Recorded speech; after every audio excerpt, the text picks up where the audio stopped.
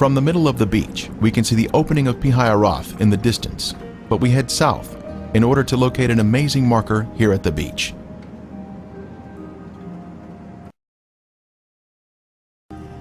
Near the road, we see this large pillar. 78 during his first visit to this beach. It had fallen down and was lying in the edge of the water, but today it is about 500 feet from the sea and has been set in concrete.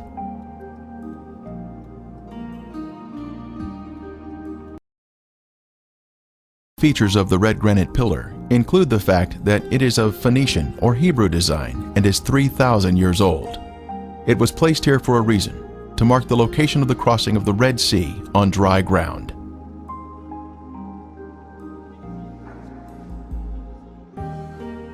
This pillar is even mentioned in the Bible, a pillar to the Lord at Egypt's border. At the south end of the beach is where we can see the pillar. A matching column on the other side of the Gulf in Saudi Arabia was found by Ron Wyatt in 1984 and was shown to Saudi authorities.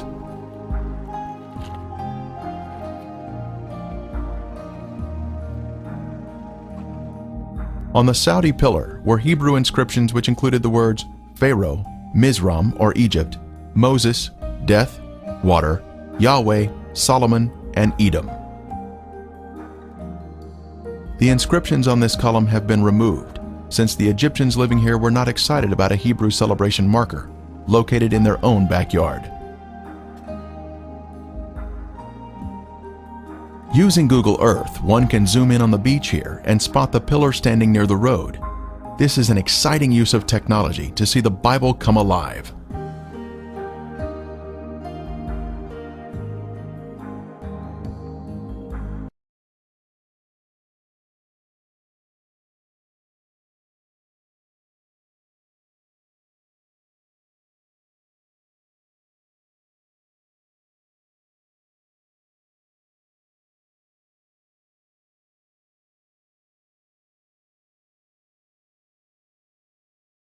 A short distance downhill, we come to the edge of the water where a wonderful miracle took place, where the Lord provided protection to His people, even though they were angry and complaining.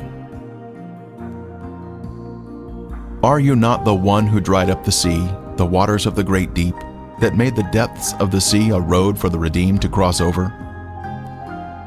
For centuries, this beach has been named for the crossing of the Red Sea at this exact spot. On Google Earth, we can see the name Nuweiba at this point on the beach. This older, detailed map reveals to us the complete name of the beach. Nuweiba is short for Nuweiba al-Muzayina. The name on this beach, Nuweiba al-Muzayina, gives us confirmation that we are in the correct location.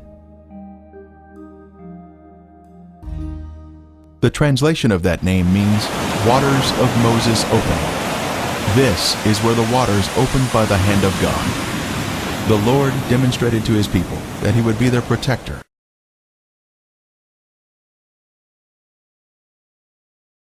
We have confirmation that we are at the correct location.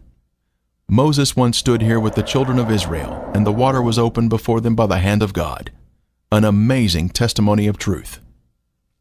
Depth charts of the Gulf of Aqaba show the Eilat Deep to the north and the Aragonese Deep to the south. Between these two deep areas is a path through the sea. When Ron Wyatt was at this spot in 1978, he decided to inspect the water.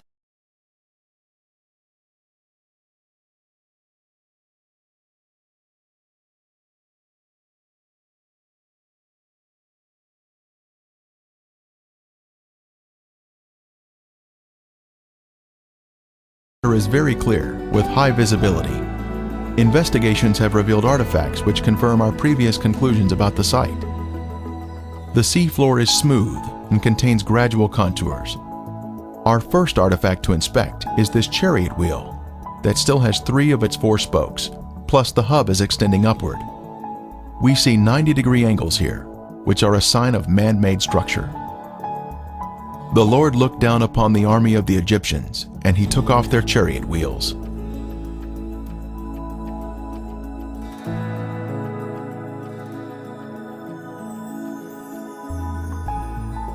The chariot wheel with 6 spokes was the most widely used by the Egyptians.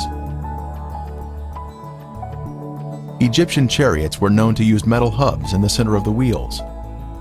Using metal detectors, divers have found metal in the raised hubs that are now covered in coral. Here we see another 4-spoked chariot wheel with 1 spoke missing and a center raised hub. The coral here has preserved the chariot parts by retaining the man-made structure, even after the wood has disappeared. Here we see another wheel suspended on its axle, standing at attention. It has 6 spokes and a raised center hub.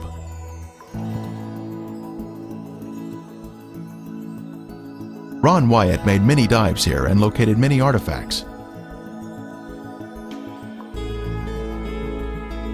This could have once been a chariot cab. This appears to be another round chariot wheel.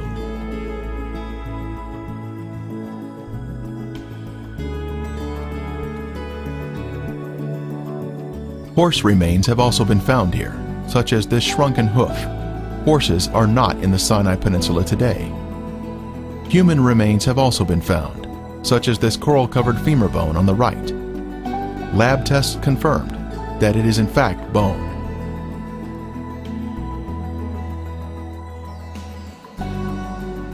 Other bones have also been found. A cross-section reveals the bone inside the coral.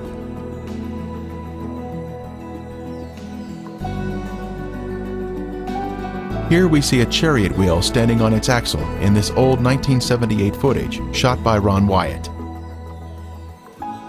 Next, we see an 8-spoke wheel with 1 spoke missing.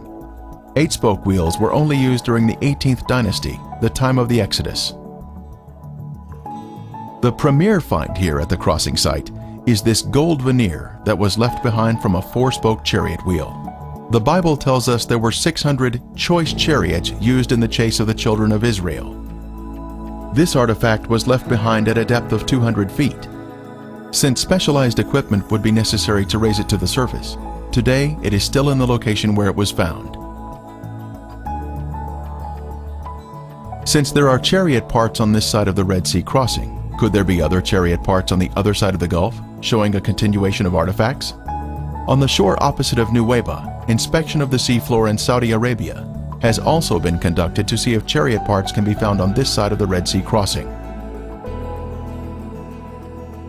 While investigating the Saudi Arabian waters, Viveka Pontian found this beautiful round chariot wheel specimen with a raised center hub.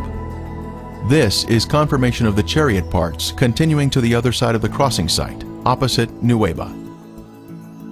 By confirming the location of the Red Sea crossing, one is then able to conclude without a doubt that the real Mount Sinai must be over in Saudi Arabia, in Midian, just as the Bible says.